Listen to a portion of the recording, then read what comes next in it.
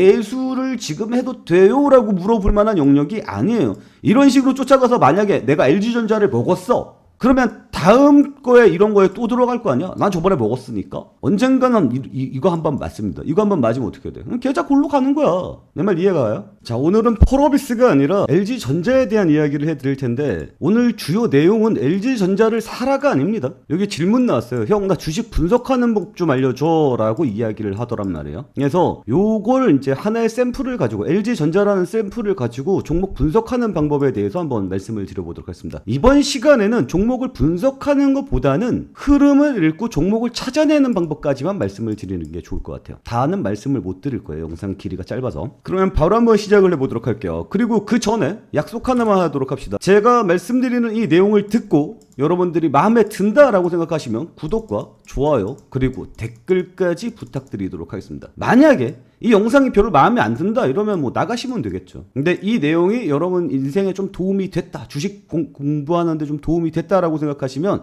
꼭 요 구독과 좋아요 댓글 부탁드리도록 하겠고요. 그리고 나는 애널킴과 함께 매매를 하고 싶어요 라고 생각하시는 분들은 저희 텔레그램 방으로 들어오시면 도움을 더 많이 받을 수 있다라고 좀 말씀을 드려보도록 하겠습니다. 그럼 바로 한번 시작을 해보도록 하죠. 제가 항상 말씀을 드렸던 내용 중에 하나가 1위 반도체, 2위 2차전지, 3위 원전, 4위 로봇이라고 이야기를 해드렸어요.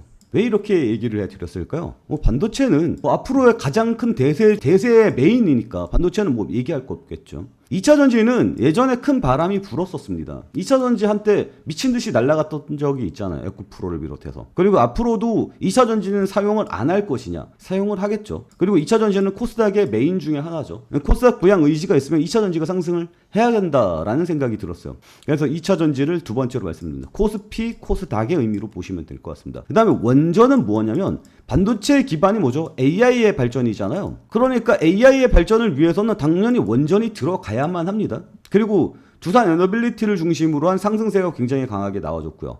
그럼 다음 타이밍은 언제냐라고 봤을 때 저는 대미투자특별법이라고 왔거든요. 대미투자특별법이 3월 달에 나왔단 말이에요. 그러면 3개월 후에 이게 일어나는 거니까 법이 시행이 되는 거잖아요. 그럼 6월 전으로 바람이 불어줄 것이다 라고 예상을 해서 두산 에너빌리티를 말씀을 드렸습니다. 그리고 4위가 로봇이죠. 로봇도 굉장하게 강풍이 불었었던 테마죠. 그리고 이게 하반기로 갈수록 강풍이 다시 한번 불어줄 것이다 라는 것을 생각을 했어요.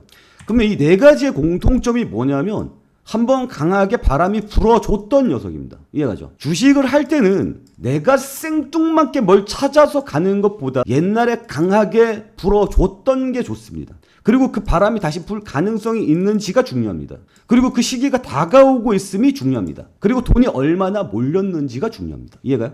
그러니까 펄어비스 같은 경우에는 강하게 바람이 불어줬던 적은 뭐 코로나 시국? 근데 코시국이 다시 올 건 아니잖아. 그러면 게임 업종이 강하게 불어줄 만한 건 아니지. 그러니까 이건 뭐야? 개별 테마야. 개별 테마는 여러분들도 느끼겠지만 이 등락폭이 심해. 네 마음대로가. 호재가 악재로 작용하고 미친 짓들이 일어나고 있어. 그러니까 이게 예상하기가 힘든 거야. 하지만 돈이 강하게 불어줬던 테마들 있죠. 얘네들은 세력이 장난을 못 쳐요. 돈이 너무 많이 들어오기 때문에 요거 장난치려고 하다가 그 파도에 맛이 갑니다. 그래서 함부로 덤비질 못해. 그 옛날에 그 우리 윤 선생님, 마눌님께서, 김 여사님께서 장난쳤던 거 삼부토건 있잖아요. 삼부토건은 뭐야? 건설 붐이 불긴 불었지. 근데 이거 뭐야? 작전주잖아. 작전주는 뭘로 쳐? 반도체 삼성전자 갖고 칠 수 있어? 못 친단 말이야. 그러니까 개별 종목으로, 개별 이슈로 치는 거야. 이해가죠? 그러니까 내가 말씀드렸던 이 네 가지 테마는 뭐야? 큰 바람이 불었던 적이 있고 불 가능성이 높은 녀석들로 말씀을 드렸습니다. 최근에 로봇이 상승을 해주고 있어요. LG가 많이 띄워주고 있는 모습이 나타나죠. 이거를 정확하게 LG가 특정 지어서 땅 뛸 거다라고 예상은 못했어. 하지만 제가 이야기하는 거 쭉 따라가 보면 여러분들도 아 하는 느낌이 올 겁니다. 자, 한번 봐요. 일단 내가 로봇을 왜 주목을 했는지에 대해서 좀 말씀을 드려야겠어요. 로봇이 주목이 됐던 계기가 뭡니까? 뭐 물론 삼성이 레인보우 로보틱스를 인수합병하면서 바람이 불어준 거 이거는 기대감이잖아. 내가 말하는 건 산업의 발전으로 인한 상승세란 말이야. 그러니까 삼성전자가 AI의 발전으로 해서 실적이 상승세가 타는 거 이걸 말하는 거라고. 돈이 엄청 들어가요.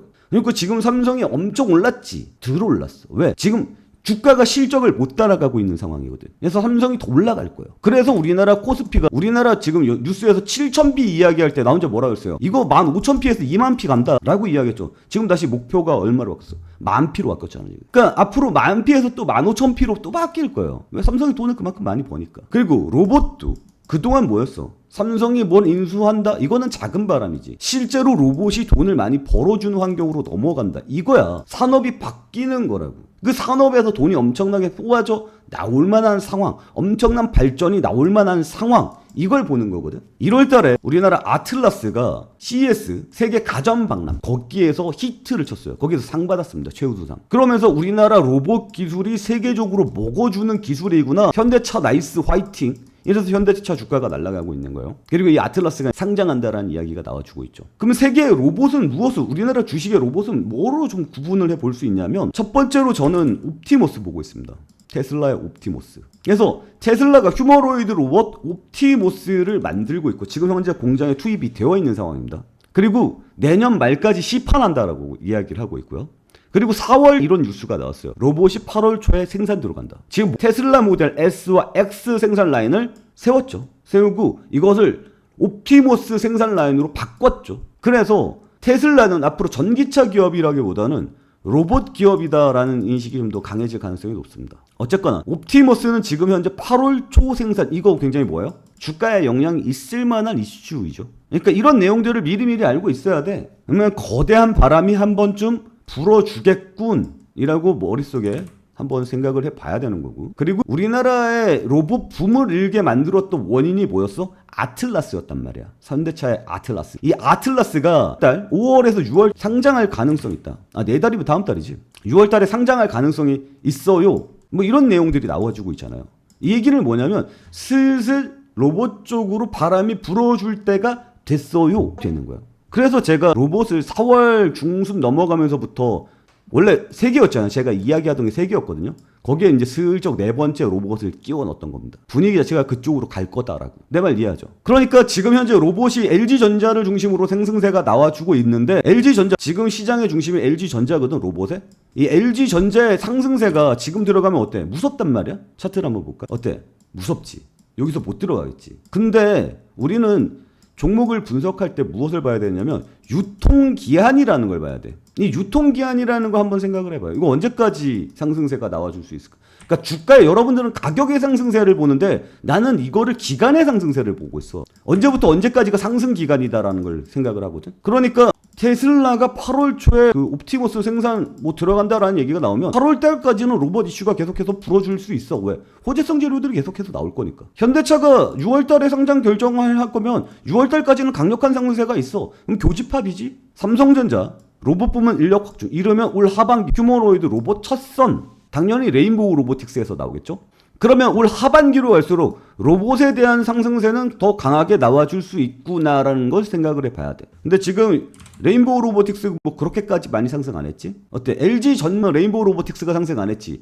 근데 레인보우 로보틱스가 올해 휴머노이드 로봇을 뽑아낸다라는 뉴스가 나왔을 때 얘 가격은 전고점을 넘을까 못 넘을까 느낌표가 오죠. 근데 여기에서 우리가 생각을 해야 될 게 넘을 수도 있고 못 넘을 수도 있어. 더 큰 시장에 보면, 더 큰 시장이 우리나라 증시를 보는 거야. 코스피 시장을 보는 거라고. 우리나라 주식이 어떻게 될 것 같냐고. 올 말로 갈수록 좋지. 뼈다구의 바닥에 이걸 항상 깔아두고 생각을 하라니까. 지금 삼성전자가 앞으로 오늘 연말도 계속 좋을 거잖아. 코스피 지수 계속해서 상승세 나올 거잖아. 반도체는 놓치면 안 된다니까. 계속 물고 가야 되는 거라니까. 그래서 장기 투자하라 그랬잖아. 삼성전자가 지수를 이끌어 간다라는 걸 머릿속에 생각을 하라고 하고. 올해 6년도 코스피는 장밋빛이야. 그러면 하반기에 삼성전자가 로봇을 뽑아낸다라고 생각을 했을 때 이게 붐이 불어 안 불어? 불겠지. 나는 부는 쪽이라고 베팅하는 게 맞다고 봐.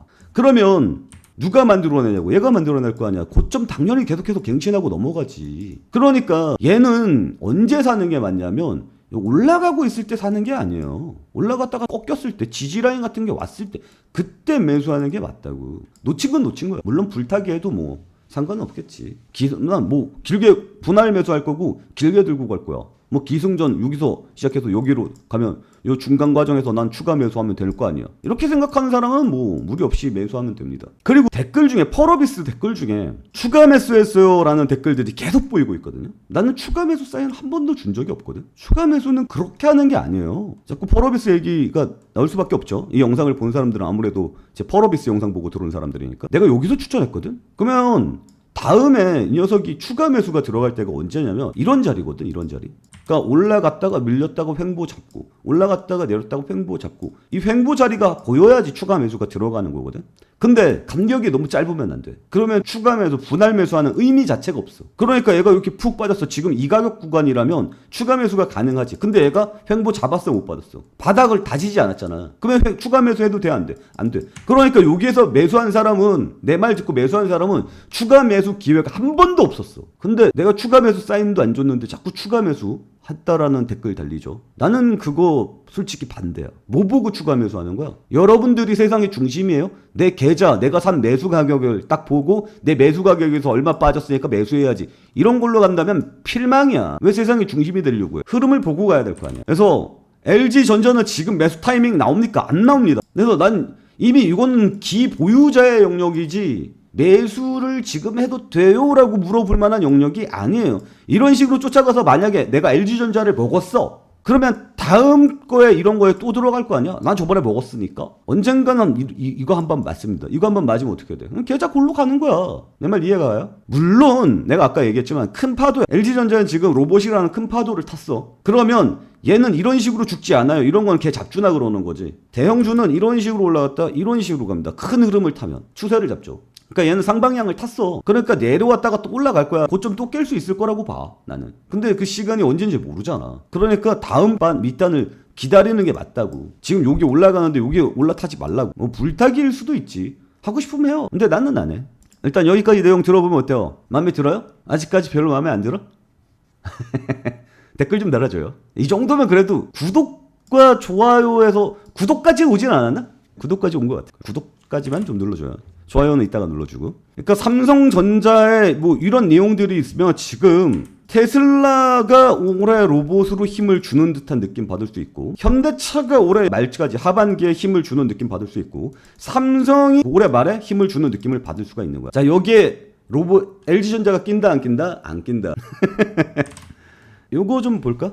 5월 뭐 3일 요때 나온 건데, 엔비디아가 피지컬 AI 확장에 LG전자 등 아시아 협력사 주가 상승. 여기서 우리가 중요하게 봐야 될 건 뭐야? 엔비디아. 엔비디아가 대가리야. 엔비디아의 목 이러면 그냥 날아가는 거야. 자, 삼성전자에 엔비디아가 묻었죠. 왜? 삼성전자가 HBM4를 엔비디아에 납품하기로 했죠. 삼성전자에 엔비디아가 묻으면서 삼성전자가 역대급으로 날아갑니다. 그전엔 SK가, 삼성전자는 상승 안 했잖아. SK 하이닉스만 상승했잖아. 왜? SK 하이닉스가 엔비디아 HBM3를 납품했으니까. 삼성전자는 HBM 납품 못했거든. 그래서 SK만 날아가다가 삼성전자가 HBM4를 납품하게 되면서 엔비디아가 묻었죠. 삼성전자가 엔비디아가 묻으니까 우리나라 지수가 날아가고 반도체 전반이 날아가고 SK가 미친듯이 날아가는 겁니다. 엔비디아가 무서운 놈이에요. 얼마 전에 엔비디아가 묻었던 게 뭐가 있어? 통신 장비가 있었지. 그래서 엔비디아가 통신 장비 이야기하면서 6G 이야기 나오고 광통신 이야기가 나오면서 뭐 이런 상승세가 나왔지. 자, 생각을 해봐. 자, 이제 구분 한번 해보자. 이노 인스트루먼트가 이렇게 상승세가 나왔단 말이야. 겁나 세게 나왔지. 엔비디아가 묻어서 상승세가 나왔어. 근데 이게 실적으로 연결이 됐어? 이게 당장 어마어마한 투자가 들어가고 얘가 그걸 타? 안 타잖아. 그러니까 얘는 뭐예요? 기대감 폭발 테마 해갖고 사람들의 광풍으로 올라간 거지. 이노 인스트루먼트가 엔비디아한테 납품해갖고 실적이 미친듯이 뛴다라는 얘기가 나와? 이게 실적으로 올라간 거야? 기대감으로 올라간 거야? 그냥 광풍으로 올라간 거야. 이런 걸로 이제 딸려 올라가면 이렇게 내려온다고. LG전자 붙어 먹은 거랑 느낌이 많이 달라요. 거대한 흐름에서 들어가서 부는 거랑 기대감의 광풍으로 부는 거랑은 성질이 달라. 성질이 LG전자는 우상향 그래프 추세가 나올 수 있는 거고, 이런 거는 뭐예요? 한번 먹고 빠지는 그림이 나올 수 있는 거예요. 이거는 이제 계속 내가 주식을 하면서 단련을 해봐야 돼. 그래야지 구분이 좀 돼. 그리고 엔비디아가 슬쩍 묻었는데 미친듯이 날아가고 있어. 뭐지? 광통신. 대한광통신이 이렇게 미친듯이 날아가고 있단 말이야. 얘는 우상향이 나올 만해. 왜?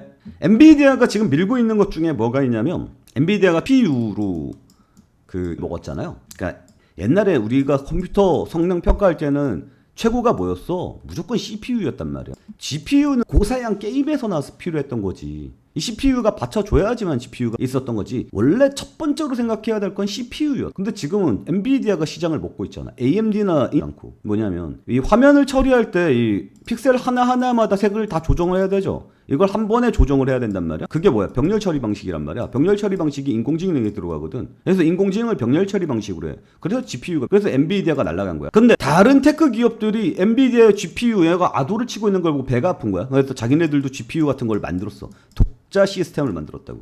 그러니까 GPU 가지고 아도를 못 칠 것 같으니까 인공지능 센터를 건드리는 거지. 인공지능 센터에 여기 GPU들이 쫙 들어가지. 이 GPU들을 하나의 컴퓨터로 돌리겠다. 하나의 컴퓨터처럼 돌리겠다. 얘네들을 전부 다 링크를 시켜서 네트워크 시스템을 만들겠다. 그러니까 니네들 빅테크들이 만든 GPU 사용 안 하고 다른 그 사용하는 걔네들 있지. 니네들도 만들 때 AI 데이터 센터 만들 때 우리 네트워크 기술을 사용해라. 그게 이름이 뭐야? NV링크야. 링크가 뭐냐면 데이터 센터를 지어놓으면 여기에서 이 데이터 센터를 굴리는 네트워크 시스템을 엔비디아 걸 사용하라는 거지. 이 바람이 슬쩍 붙었거든? 근데 여기서 중요했던 내용이 뭐냐면 이 GPU 간의 연결 겁나 빨리 연결해야 될 거 아니야. 근데 지금 뭐야? 구리선으로 돼 있지. GPU 간의 연결이 그걸로 돼 있단 말이야. 구리선으로. 이거를 광섬유로 돌려가지고 빛의 속도로 통신하게 만들겠다라는 거잖아. 그래서 핵심이 되는 게 뭐야? 광섬유거든. 그래서 대한광통신이 이렇게 올라가는 거예요. 얘는 엔비디아 이 산업의 그 전반적인 메인을 탔어. 그래서 얘는 상승 추세가 나올 거야. 그리고 기왕에 광통신 이야기하니까 이거 한번 보여줄게요. 젠슨왕이 델과 AI 인프라 전략 공개 예고 AI 풀스택 확장. 그래서 5월 18일 미국 시간입니다. 미국 라스베가스에서 열리는 델 테크놀로지 월드 기조연설에 참여합니다. 여기서 블라블라 이야기를 하겠죠. 여기 뭐죠? 엔비디아는 초고성능 AI 가속기와 초고속 네트워크 플랫폼을 지원하는 방식이다. 중요한 건 뭐예요? 네트워크 플랫폼. 이런 이야기가 또 나와주면 광통신이 움직일 가능성이 있겠지. 그러면 5월 19일을 생각을 해봐야겠지. 5월 19일이면 다음 주 화요일이지. 그러면 대한광통신이 지금 빠져주고 있고 분차트로 타이밍만 잡으면 되겠지. 지금 현재 자리가 여기쯤에 와있지. 지지라인이지. 그럼 슬쩍 들이대도 괜찮지. 차트 분석이 이렇게 들어가는 거예요. 그러니까 전체적인 상황 일정 보고 차트를 봐야 타이밍이 정확하게 보인다. 광통신 볼만하겠구나라고 생각을 하는 거예요. 다음 주 화요일에 호재성 재료가 있으니까. 물론 시황이 찍어 눌러버리면 어쩔 수가 없지만. 근데 지금 차트적으로 어때? 괜찮거든. 물 찼거든. 지지라인은 왔거든. 그리고 일정이 잡혔거든. 그러면 또 치고 올라갈 수 있겠지. 이렇게 타이밍을 하나하나 줄여나간다고. 여기까지 내용이 마음에 드시면 어때?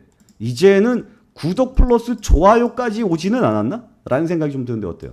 구독과 좋아요 눌렀으면 솔직히 댓글은 딸려와야 된다. 그죠? 여기까지 나 좀 도움이 되는 것 같은데? 라는 생각이 들면 댓글 딸려와야 돼. 내 말 맞죠? 자, 그러면 이제 여러분들이 다음에 우리 텔레그램방까지 오는 것까지 한번 보도록 합시다. 무튼 그래서 광통신 한 달 새 이렇게 올라갔었다. 뭐 블라블라에서 나오는 거 이거는 뭐 나중에 이야기하도록 하고 대한광통신도 한번 얘기해 줄까요? 그럼 뭐 나중에 봐서 한번 해보도록 하죠. 그리고 시장을 이제 흐름을 이해했잖아. 어차피 시장에서 가장 주목을 하고 있었던 게 뭐야? 주목하고 있었던 로봇이 테슬라, 그리고 현대, 그리고 삼성. 나는 지금 이렇게 우리나라 시장의 주식시장에 로봇 테마에 힘을 실어주는 녀석들은 이 녀석들이라고 지금까지 봐왔었거든.